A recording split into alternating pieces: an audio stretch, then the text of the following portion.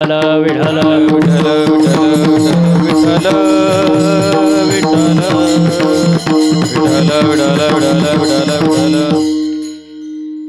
मग आजच्या अभंगामध्ये जगद्गुरु संत तुकोबाराय देवाकडे मागतात. काय करतात? देवाकडे मागतात. आता तुम्ही जाता का मंदिरात? महिला मंडळ अहो मंदिरात जाता का? मग कधी मी गेल्यावर सांगणार का मला? असं बोलत जायचं म्हणजे मला पुढे जायला. मंदिरात जाता ना तुम्ही, काय मागता देवाकडं? काय मागता? काय सुखी भेळ काय म्हणले? सुखी काय? सुखी ठेव. कोणाला? देवाला. सुखी ठेव कोणाला? मला. आणि बाकीच्यांना? म्हणजे आपण मागतो कोणासाठी? स्वतःसाठी. सर्वांचं भलं कर, पण सुरुवात सर्वांचं भलं कर पण सुरुवात माझ्यापासून कर. आपण स्वार्थी आहे. हो आपण स्वार्थी. मंदिरात जाता देवाकडे मागता. आता मंदिराचं तुम्हाला सांगतो, मंदिर भी एक गजब की जगह है. मंदिर भी एक गजब की जगह है. वहाँ गरीब बाहर भीख मांगता है और अमीर अंदर भीख मांगता है.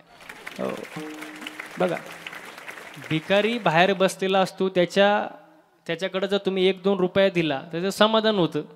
1-2 रुपये त्या भिकाऱ्याचं समाधान होतं. पण आतला जो भिकारी असतो तो कोटीनच मागत असतो. मग मला सांगा खरा भिकारी कोण? पटते का? हा भिकाऱ्यांचं तर लय अवघड काम झालं. मी एका ठिकाणी कीर्तनाला जात होतो आणि माझ्याजवळ एक भिकारी आला आणि म्हणला, महाराज 1-2 पैसा द्या हो लेकराला, आशीर्वाद लागेल तुमच्या मुला लेकराला. 1-2 पैसा द्या हो लेकराला. मी म्हटलं चला आता आलाय, म्हटलं ठीक आहे. त्याला दिलं मी 2 रुपये दिले. ते गेलं पुढे निघून. परत माघारी आलं. म्हणलं महाराज अजून 2 रुपये द्या. मी म्हणलं तुला आता तर 2 रुपये दिले होते. तो म्हणला माझ्या मैत्रिणीला. मग मी म्हटलं भिकाऱ्याला कुठं मैत्रीण असते का? असते का? भिकाऱ्याला कुठं मैत्रीण असते का? तो म्हणतो तिच्यामुळे तर भिकारी झालो. लय अवघड महाराज.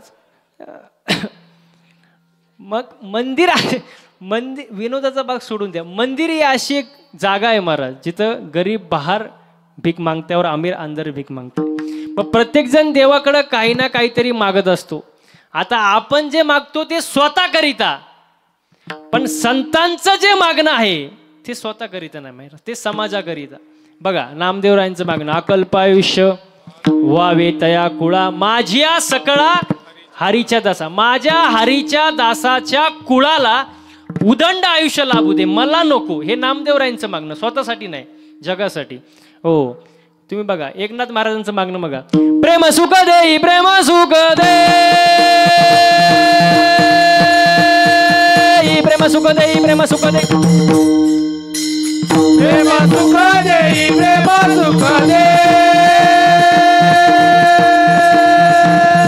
प्रेम सुख दे, प्रेम सुख दे,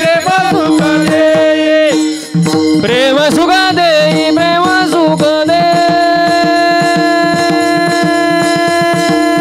प्रेम सुख दे, प्रेम सुख दे, प्रेम सुख दे, प्रेम सुख दे, प्रेम सुख दे, प्रेम सुख दे, प्रेम सुख दे, प्रेम विना नाही समाधान, समाधान, समाधान. प्रेम सुख दे, प्रेम सुख दे, प्रेम सुख दे, प्रेम प्रेम विना नाही समाधान, समाधान, समाधान. प्रेम सुख दे, प्रेम सुख दे, प्रेम सुख दे, प्रेम सुख दे, प्रेम सुख दे, प्रेम सुख. लय प्रेम झालं महाराज. प्रेमाविन नाही समाधान, प्रेमाविन नाही समाधान. आणि आज माणसाला काय नाही, अहो काय नाही, समाधानच नाही. आहे का समाधान? मला इथे बसलेल्यापैकी अशी कोण आहे जिने हात वरती करायचं तिला असं वाटतं माझ्या शेजारणीचं कल्याण व्हावं.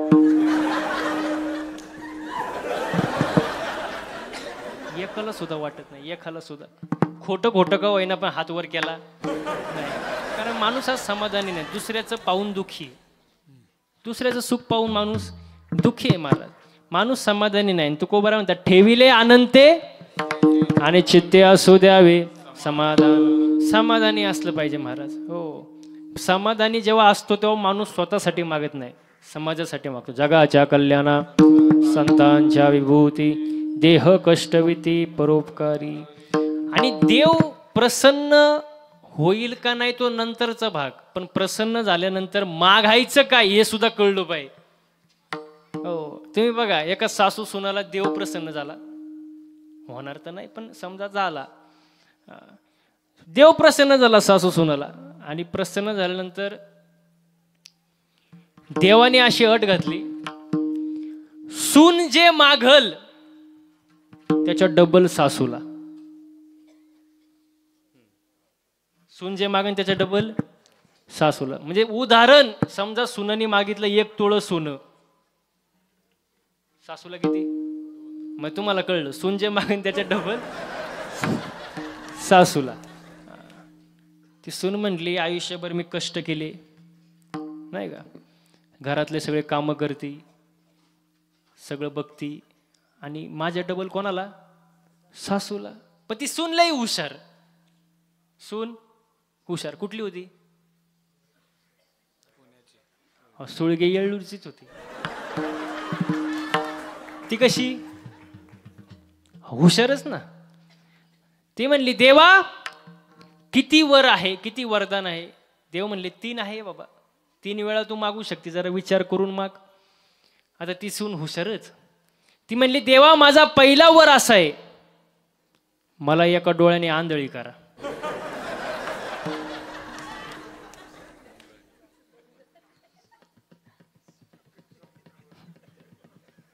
कळलं का नाही? सासूची किती? आंधळी झाली. आता राहिले किती? 2.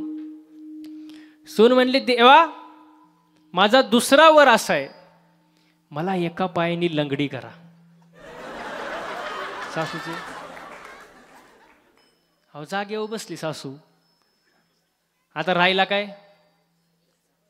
तिसरा राहिला ना, शेवटचा. देव म्हणले शेवटचा वरे जरा विचार करून माग बाबा, शेवटचा राहिला, परत चान्स नाही. पण ती कशी होती सून? कुठली होती? कुठली हो? ती हुशारच ना. ती म्हणली देवा माझा शेवटचा वर असा आहे, तिसरा वर असा आहे, मला उग नॉर्मल झटका द्या, उग नॉर्मल अटॅक झटका, त्याच्या डबल. अहो सासू जागेवर गेली, बघता काय मायक.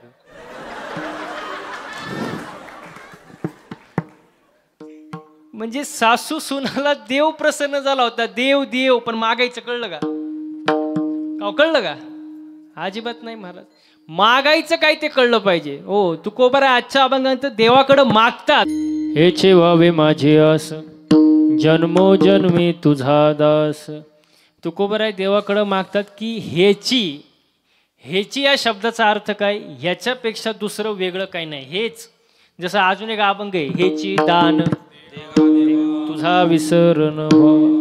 हेची शब्द म्हणजे काय? हेच, याच्यापेक्षा दुसरं वेगळं मला काही नको. काय? हेची व्हावी माझी आस जन्मोजन्मी तुझा दास.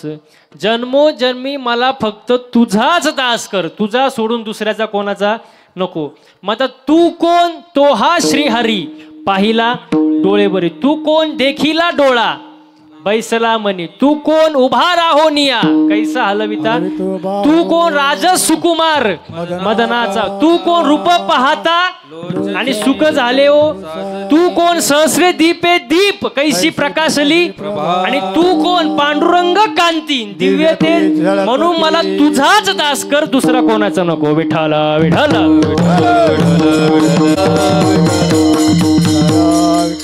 हो, एक एवढीच आस आहे की बाबा मला तुझा दास कर. आणि नुसता एक जन्म नाही, जन्मो जन्मी तुझा दास. हो, आता याच्या पुढं जाऊन तुकोबारा म्हणतात की मला वारकरी कर. पण कशाचा? पंढरीचा वारकरी, वारी चुको नेदी हरी.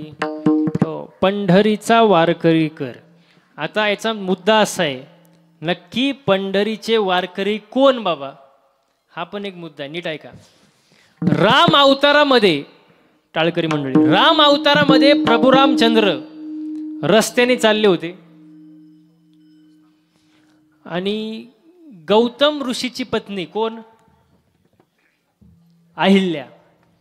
तिला श्राप दिला होता, काय? तू शिळा होऊन पडशील, दगड होऊन पडशील. आणि ज्या वेळेला प्रभू रामचंद्राचा पायाचा स्पर्श त्या ठिकाणी होईल त्यावेळेला तुझा उद्धार होईल, असा श्राप होता. प्रभू रामचंद्र रस्त्याने चालले होते. आता तेव्हाचे ऋषी मुनी दाढीचा ठा वाढू वाढू, सफरचंद खाऊ खाऊ, दूध पिऊ पिऊ असे जाम झाले होते. त्यांनी पाहिले कोण चालले? पोरग चालले. पण ते कोण होते? प्रभू श्रीराम. प्रभू श्रीरामाचा पाय कशाला लागला? त्या शिळ्याला, त्या दगडाला. हो, आणि शिळा होती मनुष्य झाली. वा वा, मनुष्य झाली. हो, त्या शिळामधून एक सुंदर स्त्री निघाली. आणि साधूचं चित्त चंचळ झालं. साधू म्हणले लई पाहिले पण असे नाही.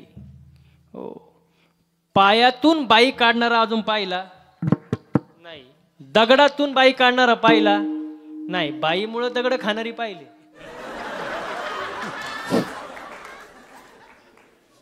पण दगडातून बाई काढणारा पाहिला नाही.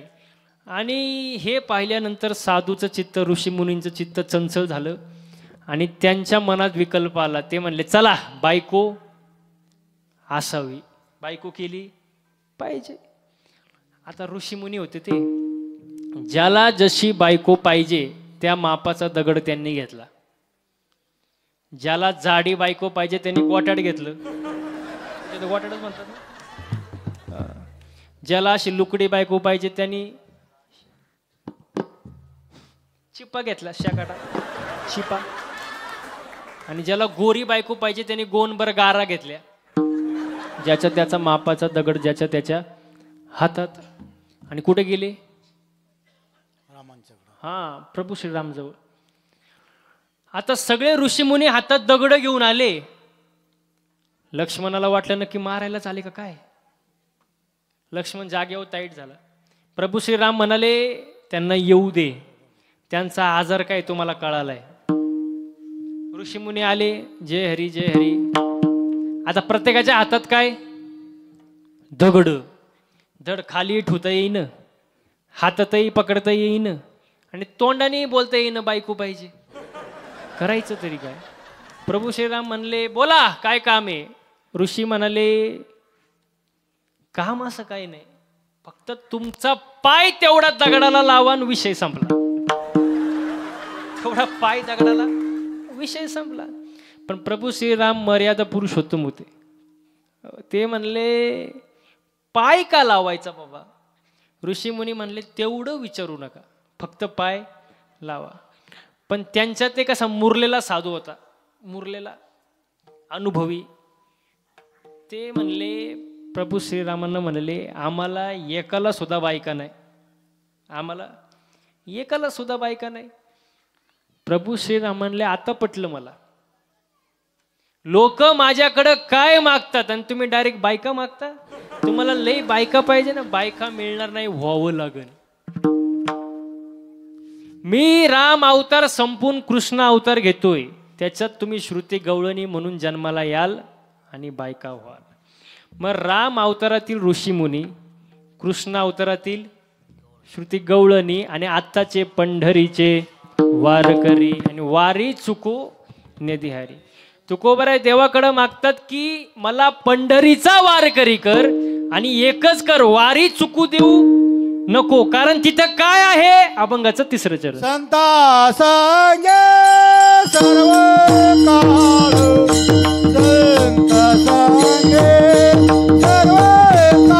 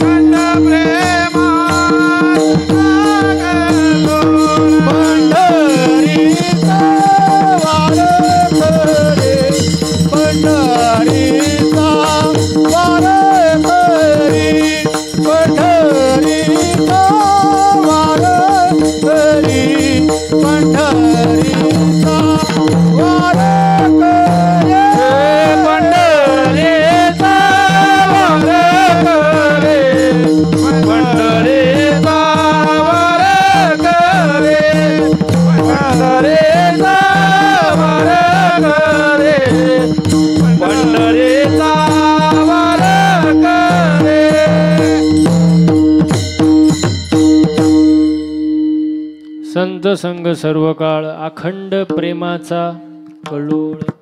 हो, पंढरीचा वारकरी कर माझी वारी चुकू देऊ नको. तिथं काय आहे तर संत संग सर्व काळ. संतांची संगत आहे. संगत कोणाची करावी? संतांची केली पाहिजे.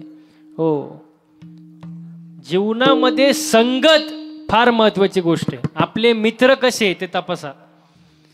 200-300 रुपयाचा केक आणणारा मित्र नसतो. हो, तुम्हाला पार्टी देणारा मित्र नसतो. गरिबीतही आणि श्रीमंतीतही जो तुमची साथ कधी सोडत नाही तो तुमचा खरा मित्र. हो, अख्ख्या जगाने लात मारली तरी चालेल, पण तुमच्यावर जेव्हा प्रसंग येतो तेव्हा तुमच्या पाठीशी जो उभा असतो तो तुमचा खरा मित्र. मला एक सांगा, बसलेली मंडळी, युद्धाला जाताना ढाल कुठं असते? ढाल पाठीशी, आणि युद्ध करताना समोर. मग ढाल म्हणजे तुमचा मित्र. हो, सुखाच्या प्रसंगामध्ये मित्र पाठीशी असावा, आणि जेव्हा तुमच्यावर दुःखाचा डोंगर कोसळतो, दुःख येतं, तो दुःखाचा वार सहन करण्यासाठी, ते दुःख पचवण्यासाठी समोर असावा तुमचा मित्र. तो तुमचा खरा मित्र महाराज. संगत जीवनामध्ये फार महत्वाची. रावण किती श्रीमंत होता तुम्हाला सांगायची गरज नाही, सर्वांना पाठ आहे. रावणाच्या आयुष्यात सगळं होतं, फक्त एकच नव्हतं, साधूची संगत. साधूची संगत नव्हती. आणि त्याचाच भाऊ बिभीषण साधूच्या संगतीत गेला, रामाच्या संगतीत गेला, फुकट लंका कमवून बसला. संगतीला किती किंमत आहे बघा. हो, मंथरा नावाची दासी कैकेयीच्या कानाला लागली, आणि काय घडलं? रामायण घडलं ना. आणि एक दासी नामदेवरायला मिळाली. कोण? जनाबाई. देव दळू लागला. म्हणजे संगत फार महत्वाची महाराज आयुष्यामध्ये. संगत चांगली ठेवली पाहिजे. विठाल विठाल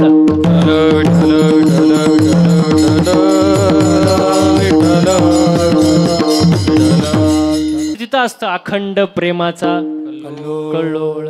अखंड या शब्दाचा अर्थ काय? जिथं कधी खंड पडत नाही त्याला काय म्हणतात? अखंड. जसं अखंड हरिनाम सप्ताह. खंड आहे का? वर्ष 15 वय खंड आहे का? नाही, म्हणून त्याला अखंड म्हणतात. मग तसं अखंड प्रेमाचा कल्लोळ. संतांच्या संगतीमध्ये प्रेम असतं, आणि नुसतं प्रेम नसतं, अखंड प्रेम असतं. आणि नुसतं अखंड प्रेम नसते तर प्रेमाचा कल्लोळ असतो. म्हणून तुकोबाराय देवाकडे मागतात की मला संतांची संगत दे, आणि तिथं काय असतं? अखंड प्रेमाचा कल्लोळ. म्हणून संतांची संगती मनोमार्ग आणि आकळावा श्रीपती. हो, संगत संतांची असायला पाहिजे महाराज. परमार्थ आहे. परमार्थामध्ये माणसाचं चालणं, बोलणं, राहणं, उठणं, बसणं, वागणं याच्यात काय झालं पाहिजे? बदल झाला पाहिजे, तेव्हा परमार्थ होत असतो. आणि मी नेहमी एक वाक्य सांगतो, 2 अभंग कमी पाठ असले तरी चालतील, 2 बोल कमी वाजवते आले तरी चालेल, 2 चाल कमी म्हणता आले तरी चालेल, पण परमार्थामध्ये आचरण सर्वात महत्वाची गोष्ट आहे महाराज. संप्रदायामध्ये, वारकरी संप्रदायामध्ये आचरण फार महत्वाचं आहे महाराज. आचरण चुकीचं असेल, परमार्थ कितीही करा, फायदा नाही. तुम्हाला उदाहरण देतो बघा. 60,000 वर्ष तपश्चर्या केली होती. कोणी? वा, विश्वामित्र. 60,000 वर्ष तपश्चर्या. विश्वामित्राची दाढी आहे का? दाढी जमिनीला टेकली होती. दाढी जमिनीला. कोणाची? विश्वामित्राची. किती वर्ष तपश्चर्या? 60,000 वर्ष तपश्चर्या. इंद्र घाबरला वरती. इंद्राला वाटलं आपलं पद जातंय का काय, कारण तपश्चर्या किती आहे? 60,000 वर्ष. इंद्र त्याच्या दाढीला हात लावून बसला, करायचं काय? पण तेवढंच झालं काय, समोरून एक नर्तकी गेली. नर्तकी कळते? नर्तकी गेली. ती नर्तकी इंद्राला म्हणली, इंद्रा, व्हाय आर यू नर्वस?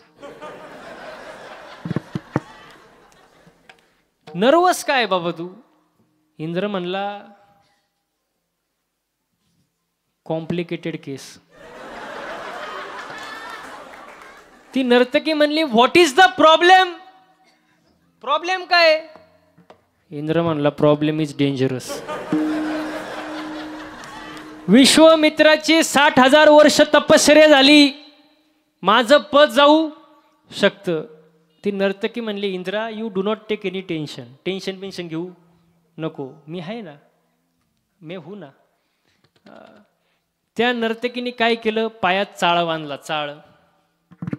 चाळ कळतो ना, पायात चाळ बांधला आणि इंद्राला सांगितलं, आता बघ मी काय करते. तिने पायात चाळ बांधला आणि विश्वामित्रा पुढे जाऊन तो पाय आपटला. काय झालं, अहो डोळेच उघडले त्यांनी. कोणी, विश्वामित्रांनी. तपश्चर्या किती, 60,000 वर्ष तपश्चर्या, आणि डोळेच उघडले त्यांनी. तो म्हणला, बस तुम्हारे बिना मी जी नहीं सकता. ती नर्तकी म्हणली, तुम्ही साधू आहे, साधू सारखं राहा. तो म्हणला, तुम कुछ भी कहो, प्यार प्यार होता है. अहो विश्वामित्र त्या नर्तकीच्या मागं एवढा येडा झाला महाराज, तिच्या मागं कुत्राहून हिंडला. कुत्राहून. विश्वामित्र तपया खानी कुत्रा होनी हिंडे वनी ऐसे बुलले थोर थोर ते जीव किती पामर. सांगण्याचं तात्पर्य, कितीही परमार्थ करा, आचरण जर नसेल तर त्या परमार्थाला किंमत राहत नाही. विठाला विठाला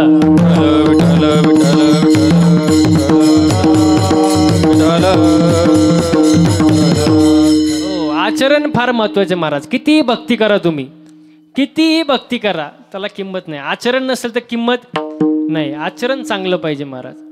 पण आपली भक्ती पण तशी नाही. आपली भक्ती सांगू का तुम्हाला कशी आहे भक्ती. कढीपत्ता माहिती तुम्हाला, कढीपत्ता, कढीपत्ता, कढीपत्ता, अहो कढीपत्ता तुम्हाला हळू बोलल्यावर कळतं का. कढीपत्ता माहिती आहे ना, असं बोला ना मग मोठ्याने. झाडावर असा हिरवागार काय, कढीपत्ता. असं मला आवाज आला पाहिजे बरं का. कढीपत्ता तोडला, जुडीत बांधला आणि बाजारात विकायला आणला. काय, कढीपत्ता. कढीपत्ताला वाटलं, बरं आहे बाबा, झाडाला लटकण्यापेक्षा बाजारात आलोय. पण त्याला माहित नव्हतं पुढं आपल्यासोबत काय होणार आहे. बाजारात आणलं, एका बाईने 2 रुपयाला विकत घेतला. काय, रिक्षात घरी आला. कोण, कढीपत्ता. कढीपत्ताला वाटलं, बरे बाबा, झाडाला लटकण्यापेक्षा रिक्षात बसून आलो. पण त्याला माहित नव्हतं पुढं आपल्यासोबत काय होणार आहे. घरी आला, त्या बाईने त्याचे 2-4 भाऊबंद त्याला गाठवले. लसूण, मिरची, कोथिंबीर. तुम्हाला अनुभव वाटत. ते कढीपत्ता म्हणलं, बरं आहे बाबा, झाडाला लटकण्यापेक्षा भाऊबंदात बसलोय. पण त्याला माहित नव्हतं पुढं काय होणार आहे. जसा बाईने गॅस पेटवला, कढई घेतली, तेल टाकलं आणि या साहेबांना खाली घेतलं. कोणाला, कढीपत्ताला. असं वरबडलं, दिलं तेलात टाकून. असं बोंबललं. कोण, कढीपत्ता. असं कढईच्या बाहेर पळायला लागलं. वरून मिरची, ते आउटच झालं. असं उकळलं, शिजवलं, जेवण तयार झालं. जेवणारे बसले, ताटं वाढली. जेवणाऱ्याच्या ताटात पहिलं काय आलं, जेवणाऱ्यांनी पहिलं उचललं, बाजूला टाकलं. काय, मग आपली भक्ती, कढीपत्ता म्हणतात, ना प्रॉफिट ना लॉस. ही भक्ती, अशी भक्ती काय फायद्याची आहे का मला सांगा बरं. तुका म्हणे, कैसे आंधळे हे आणि गेले विसरूनी खऱ्या देवा.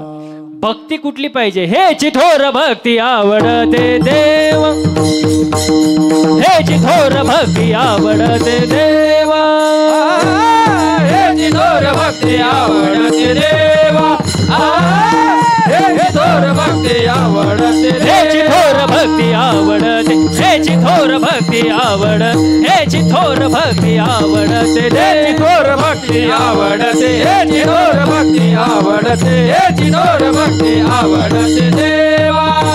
हे संकल्पावी माया संसाराची, संकल्पावी माया संसाराची, संकल्पावी माया संसाराची, ठेविले आनंद तैसेची राहावे, ठेविले आनंद तैसेची राहावे, ठेविले आनंदी तैसेची राहावे, ठेविले आनंदी तैसेची राहावे. देवाला कोणती भक्ती आवडते ती भक्ती केली पाहिजे का मनाचीच भक्ती? देवाला कोणती भक्ती आवडते? संकल्पावी माया संसाराची. कोणत्याच साधू संतांनी संसार सोडून द्या असं सांगितलं नाही. हा बरोबर आहे.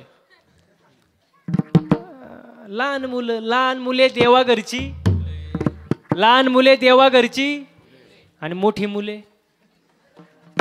निळू फुले.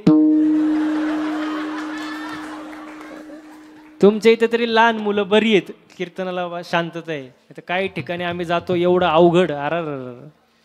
मागच मी आता कोल्हापूरमध्ये कीर्तन करून गेलो, एक आठवडा झाला असं. तसलं पोरग मी माझ्या जिंदगीत पाहिलं नाही. असं सफरचंदवनी गाल, खांबावनी हातपाय, गणपती बाप्पावनी ढिरी, असं गबरूचं गबरू.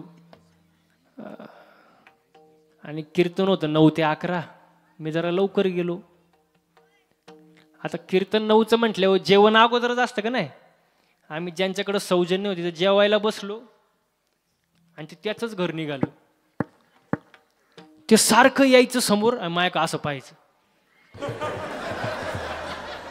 मी म्हणलं आता हानते का काय आपल्याला, लय अवघड. थोड्या वेळाने परत आला खेळून असा माया पुढं. मला म्हणला महाराज माझी एक इच्छा आहे. मी म्हणलं विचार काय इच्छा आहे? तुमच्या खांद्यावर बसू का? मी म्हणलं नगर रे बाबा मोडन. आता ते पैलवानाचं मी वारकऱ्याचं कुठं मिळेल का काय? त्याला म्हणलं बाजूला बस, नको खांद्यावर बसू. ते बसलं माझ्या शेजारी. आता त्याचंच घर ते. त्याने घेतला रिमोट आणि लावला टीव्ही, कार्टून. मी म्हणलं दे की मला रिमोट. म्हटलं जरा बघू दे आरक्षणाचं काय चाललंय, सरकारचं काय चाललंय, जरा बघू दे बातम्या, जरा दे रिमोट दे. ते म्हणलं ये महाराज दुसऱ्याच्या घरी येऊन भिकाऱ्यासारखं रिमोट मागतो, तुला लाज वाटत नाही का? मी म्हणलं आयो. त्याला म्हणलं तू काहीच करू नको, फक्त तोंड गप ठेव. लय अवघड. ते पोरगच त्याच्या मनात काय आलं काय माहिती, त्याने रिमोट माझ्या तोंडावर फेकला गेला निघून. आता म्हटलं रिमोट तर भेटलाय, बदलावा चॅनल. अहो बटन दाबून बटन तुटलं पण चॅनल बदललाच नाही हो. जेवण झालं, कीर्तनाला सुरुवात झाली. ते समोरच आलं, म्हणला महाराज जय हरी. मी म्हटलं जय हरी पण चॅनल का बदलला नाही? तो म्हणला महाराज मी रिमोटचं सेलच काढून नेलं होतं. अशी पोर असतात कीर्तनाला, लय अवघड बाबा. इथं तरी बरं आहे बाबा. इथं कोण शिक्षक आहे का? शिक्षक नाही ना? आहे का? कोण आहे? भरपूर आहेत का? त्यांचं तर साष्टांग दंडवत घालावं त्यांना. 12 गावची 12 पोरं कसे सांभाळत असेल त्यांचं त्यांनाच माहिती बाबा. लय अवघड पोरांचं, लय अवघड काम. त्यांची बुद्धी आहे ना, बुद्धी आपल्या पुढं 10 पट चालणार. असे शिक्षक वर्गात आले आणि पोरांना म्हणले आपण गणिताचा तास घेऊ. पोरं म्हणले ठीक आहे. शिक्षक म्हणले सांग 10 मधून 10 गेले, किती राहिले रे? अरे प्रतिज्ञा जाऊ दे आता. 10 मधून 10 गेले, किती राहिले?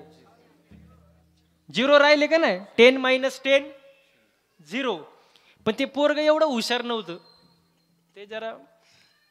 ते शिक्षकाला म्हणलं जरा सोपं करून सांगा, हे लय अवघड झालं, अजून सोपं करून सांगा. आता शिक्षक कधी हार मानित नाही. शिक्षक म्हणले ठीक आहे, तुला आईने डब्यात चपात्या किती दिल्या? ते म्हणले 2 चपाती दिल्या. शिक्षक म्हणले 2 मधले 2 चपाती तू खाल्ली, खाली काय राहिलं? तो म्हणला भात. अहो शिक्षक पंढरपूरला निघून गेला, परत आलाच नाही. अशी पोरं असून कुठे उपयोगायची का महाराज? लय अवघड काम, पोरांचं लय अवघड काम. इथं तरी बरं आहे महाराज. मी नेहमी सांगतो एकच असावं पण चांगला असावं. आईसा पुत्र देई गुंडा, त्याचा तिही लोकी झेंडा. एकच असावा. बघा गांधारीचे 100 कामाचे नाही, कुंतीचे 5. थोडा असावं पण चांगला असावं. चांगले संस्कार दिले पाहिजे आपण मुलांना.